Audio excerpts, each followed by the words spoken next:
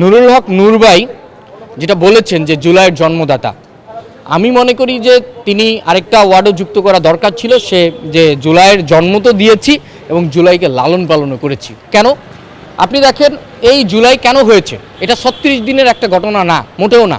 এই জুলাই হয়েছে 2018 সাল থেকে শুরু করে 24 পর্যন্ত একটা লিগ্যাসি আছে, সেই লিগ্যাসির ধারাবাহিকতা কিন্তু জুলাই হয়েছে।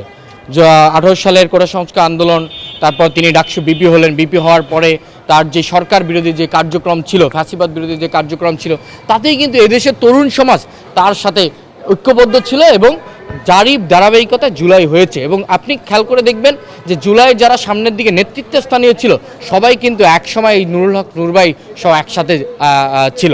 অর্থাৎ যারাই সামনের নেতৃত্বে তারাই কিন্তু ছাত্র অধিকার বলি বা গণ অধিকার বলি তারই একটা অংশ বিশেষ একটা সময় ছিল। তার মানে জুলাইয়ের যে জন্মদাতা এটা বলা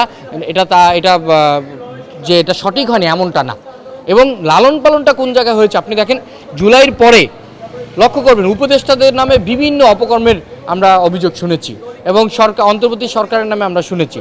তখন কিন্তু কেউ কিন্তু উপদেষ্টা অন্তর্বর্তী সরকারের বিরুদ্ধে বলতে যায় না, কিন্তু একমাত্র এই ছাত্র অধিকার পরিষদ, গণ অধিকার পরিষদের আদর্শী অঙ্গ সংগঠন আমরাই কিন্তু এই অন্তর্বর্তী সরকারের বিরুদ্ধে বলেছি এবং আমরা উপদেষ্টাদের অপকর্ম নিয়ে কথা বলেছি। এবং এখন পর্যন্ত জুলাইকে জিইয়ে রাখতে, জুলাইয়ের যে আমাদের ম্যান্ডেট ছিল, জুলাইয়ের যে আমাদের আকাঙ্ক্ষা ছিল, এই আকাঙ্ক্ষা বাস্তবায়নের জন্য এখন পর্যন্ত আমরা কাজ করছি এবং ভবিষ্যতেও আপনাকে সাক্ষী রেখে বলছি, এই দেশের মানুষকে সাক্ষী রেখে বলছি যে ভবিষ্যতেও যত ফ্যাসিজম এদেশে তৈরি হবে তার বিপক্ষে সর্বপ্রথম কথা বলা সংগঠন হবে এই ছাত্র অধিকার পরিষদ এবং নুরুল হক নূরের গণ অধিকার পরিষদ।